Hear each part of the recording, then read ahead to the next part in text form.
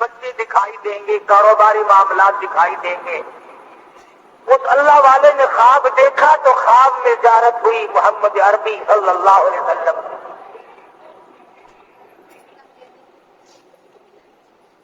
یہ بات آسان نہیں ہے،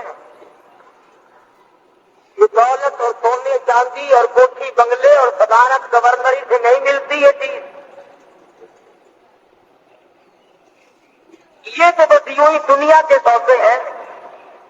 کسی کو کہتا ہے کہ سونے چاندی کی چمک بس دیکھنے کی بات ہے، سونے چاندی کی چمک بس دیکھنے کی بات ہے، اور 4 دن کی چاندنی اور پھر اندھیری رات ہے۔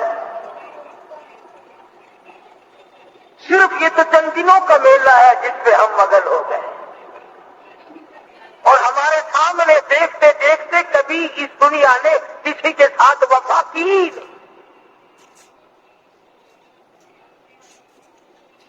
تو جس اللہ والے کو زیارت ہوئی حضور اکرم صلی اللہ علیہ وسلم کی، آپ نے فرمایا کہ محمد زکریا کو میرا سلام کہو۔ اتنا خوش نصیب ہوگا وہ آدمی جس کو کالی کملی والے سلام بھیجتے ہو۔ اور یوں فرمایا کہ مجھے 2 چیزوں سے پسند آیا۔ ایک اور بات عرض کر دوں، کئی آدمی یہ سوچیں گے کہ دوسرے آدمی کو زیارت ہوئی، مولانا محمد زکریا دامت برکاتہم کے حیات تھے، ان کو کیوں نہ ہوئی؟ یہ اللہ والے ایسے ایسے خواب روزانہ دیکھتے ہیں مگر بتاتے نہیں۔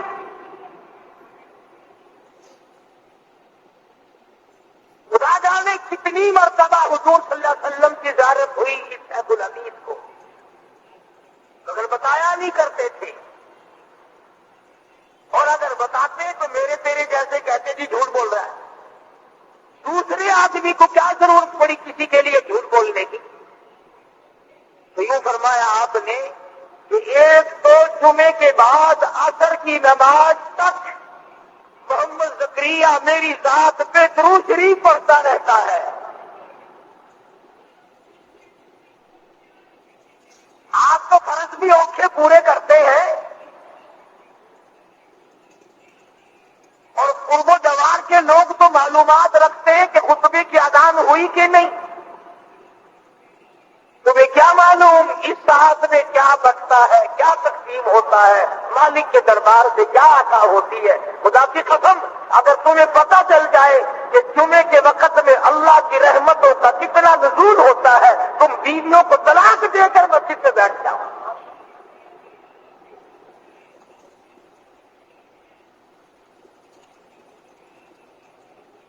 تو آپ صلی اللہ علیہ وسلم نے فرمایا کہ ایک تو محمد زکریا اس لیے مجھے پسند ہے کہ وہ جمعے کی نماز کے بعد عصر کی نماز تک مجھ پر درود پڑھتا ہے،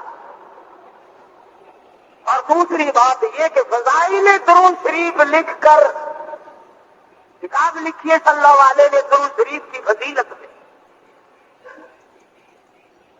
فضائل درود شریف لکھ کر امت کو میری عظمت بتلائی محمد زکریا نے۔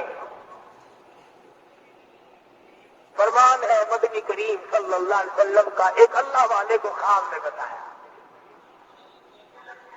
یہ باتیں سب کو نہیں ملا کرتی، جن کو تم گستاخ کہتے ہو، جن کو بے ادب کہتے ہو، ان کا ایک بہت بڑا پیر، بہت بڑا درویش، بہت بڑا عالم، شیخ العرب والعجم حضرت مولانا سید حسین احمد صاحب مدنی رحمۃ اللہ علیہ جب گنبد خضرا پہ حاضر ہوئے اور مدینے پاک میں پہنچے، اور جا کر اشتیاق کے ساتھ اور روتے ہوئے سوز و قداس کے ساتھ جب السلام علیکم یا رسول اللہ کہا، مدینے کے لاکھوں آدمی گواہ ہے کہ آپ کے بازار سے آواز آئی وعلیکم السلام یا ولدی، اور میرے بیٹے وعلیکم السلام ہو۔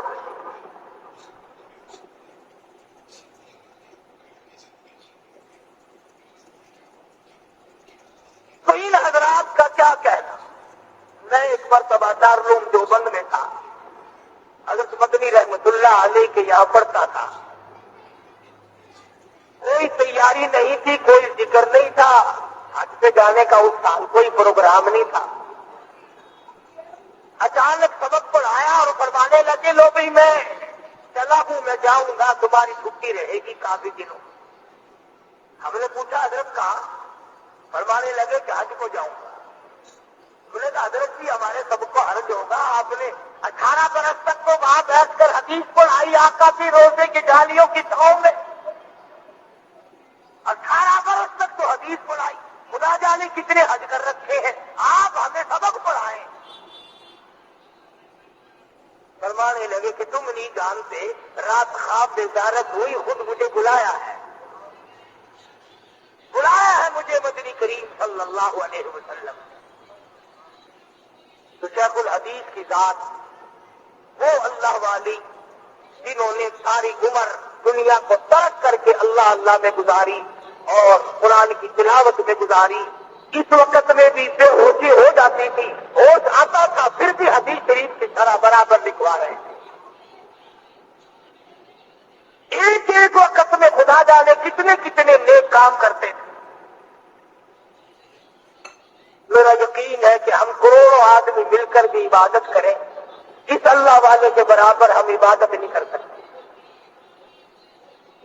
یہی ہے وہ لوگ جن کے بارے میں قرآن کریم کہتا الا ان اولیاء اللہ لا خوف علیہم، خبردار وہ لوگ جو میرے بن گئے، میرے دوست بن گئے، لا خوف علیہم ولا هم یحزنون، ان کو کوئی غم نہیں، ان کو کوئی پریشانی نہیں، ان کو کوئی اضطراب نہیں، ان کو کوئی فکر لاحق نہیں ہونا چاہیے.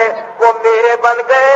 کیوں؟ اس لیے الذین آمنوا وکانوا یتقون. اللہ پاک فرماتے ہیں میری ولی کی پہچان یہ ہے اس کا ایمان اتنا مضبوط ہو، اس کا یقین اتنا مضبوط ہو، اس کے اندر ایمان اتنا راسخ کر گیا ہو، پہاڑ اپنی جگہ سے ٹل جائے، اللہ والے کے ایمان میں رسی کے برابر فرق نہیں آیا کرتا. حکومتیں ٹکرائیں، اسلحہ ٹکرا جائے، دنیا بھر کی طاقت ٹکرا جائے، اللہ والے پرواہ نہیں کیا کرتے.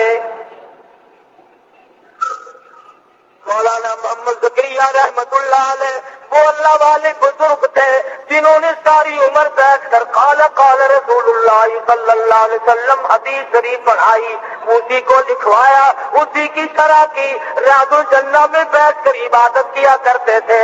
مدنی کریم صلی اللہ علیہ وسلم کے روزہ اقدس پہ بیٹھ کر عبادت کیا کرتے تھے اور ساری عمر دعا مانگا کرتے تھے الہی مدینے کا دفن مل جائے. تمام اخباروں نے لکھا ہے حضرت شیخ الحدیث رحمت اللہ علیہ کو جنت البقیع میں 10,000 مدنی کریم صلی اللہ علیہ وسلم کے جرنیل دفن ہے، جہاں طلحہ زبیر جیسے جلیل القدر صحابی دفن ہے، جہاں مائی حلیمہ رضی اللہ تعالی دفن ہے، جہاں عثمان بن نورین موجود ہے، جہاں نبی کی 6 پھوپھیاں موجود ہوں، جہاں نبی کی 4 بیٹیاں موجود ہوں، جہاں نبی کی 9 گھر والیاں موجود ہوں، جہاں سرکار دو عالم صلی اللہ علیہ وسلم کا سارا خاندان موجود ہو، رب ذوالجلال کی قسم وہاں دفن ہو جانا، جنت الفردوس میں داخل ہو جانا ہے.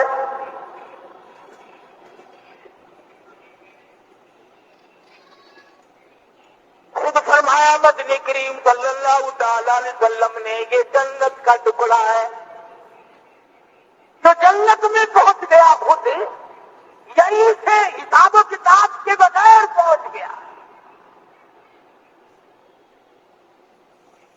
اتنے اللہ والے پہلے وہاں پر سو گئے. مولانا خلیل احمد سہارنپوری رحمت اللہ علیہ، مولانا مظفر حسین کاندلی رحمت اللہ علیہ، مولانا بدر عالم میرٹھی رحمت اللہ علیہ، شیخ الحدیث صاحب رحمت اللہ علیہ، کتنے بڑے بڑے جلیل القدر اولیاء کرام، علامہ شیخ الحدیث، شیخ التفسیر اللہ والے حضور کی پڑوس میں سو گئے.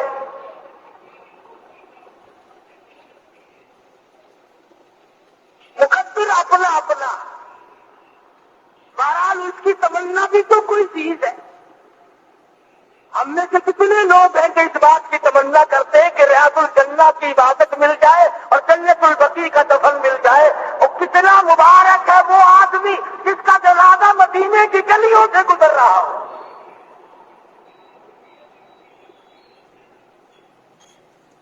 مدینے کی گلیوں سے جنازہ گزرے, گنبد خضرا کے سامنے رکھ کر جنازہ پڑھایا جائے. یہ چیزیں یوں ہی آسانی سے نہیں مل جاتی, یہ تو بڑی جدوجہد کے بعد ملتی ہے. صحابہ کرام نے تمنائیں کی, آرزویں کی, حسرتیں کی, سارے اللہ والے اسی تمنا کو لیے دنیا میں پھرتے رہے, یہی آرزویں کی, اور جہاں تک ممکن ہو سکا اس پر عمل کر کے دکھلایا. بے شمار اللہ والے. امام مالک رحمت اللہ علیہ نے ایک مرتبہ حج کیا اپنی عمر میں, اس کے بعد مدینے سے نکل کر حج کو بھی نہیں آئے. ایسا نہ ہو راستے میں کہیں انتقال ہو جائے اور جنت البقیع کے دفن سے میں رہ جاؤں. امام مالک رحمت اللہ علیہ نے جتنی عمر مدینے پاک میں گزاری, 3 میل کے ایریے میں پیشاب کبھی نہیں کیا. مدینے پاک شہر میں جوتے پہن کر کبھی نہیں چلے. ساری عمر امام مالک نے احترام میں گزار دی. اتنا ادب تھا ان حضرات میں. امام مالک رحمت اللہ علیہ حدیث شریف پڑھانے کے لیے بیٹھے, چمڑے کے موزے پہن کر آئے ہوں گے, موزے کے اندر بچھو بڑھ گیا, بچھو داخل ہو گیا بٹوا, پہاڑی علاقے کا بچھو امام مالک کو تک مارتا ہے پیر میں. سارے شاگرد دیکھنے والے سمجھ رہے ہیں کہ حضرت کو کوئی تکلیف ہو رہی ہے, سارا رنگ پیلا پڑ جاتا ہے. کچھ دیر کے بعد اس نے پھر لک مارا, اور کچھ دیر کے بعد اس نے پھر لک مارا. گھنٹہ 2 گھنٹہ جتنی دیر تک حدیث بات پڑھانی تھی محمد عربی صلی اللہ علیہ وسلم کی. اس کے بعد موزہ اتارا, جب دیکھا تو بچھو نکلا اندر سے. تو سارے شاگرد کہنے لگے, حضرت جی ہم بھی سوچ رہے تھے کہ کیا تکلیف ہو رہی ہے, رنگ پیلا پڑ کے جاتا ہے, تمام شکل بدل کے جاتی ہے, یہ لت مار رہا تھا, آپ نے نکال کیوں نہیں دیا؟ فرمایا تم نہیں جانتے, میں اپنے آقا کی حدیث شریف پڑھا رہا تھا, یوں ڈر کے مارے نہیں نکالا, کبھی یہ نہ ہو کہ میری حدیث پڑھاتے ہوئے اور کام میں لگ گیا.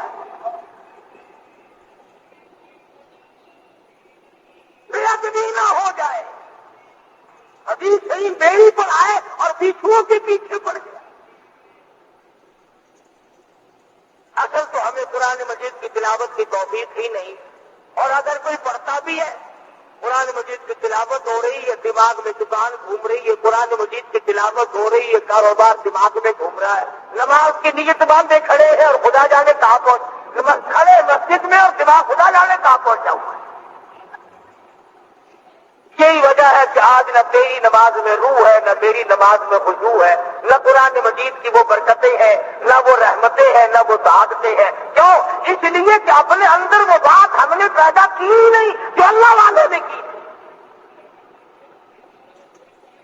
مولانا محمد قاسم صاحب نانوتوی رحمت اللہ علیہ مدینے پاک شہر سے کئی میل ادھر کو ہے.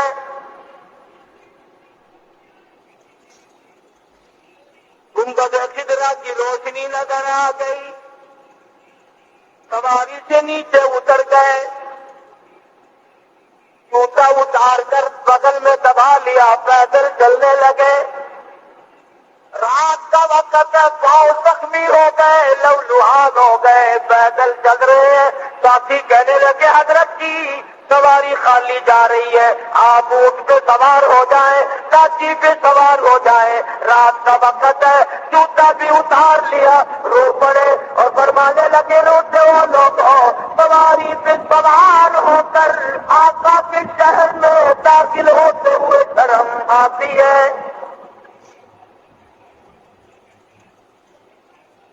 جوتے پہن کر شہنشاہ کائنات کے شہر داخل ہوں مجھے حجاب آتا ہے، مجھے شرم آتی ہے۔ مولانا قاسم نانوتوی رحمت اللہ علیہ جتنے دنوں مدینے پاک میں رہے ایک دن بھی جوتا نہیں پہنا۔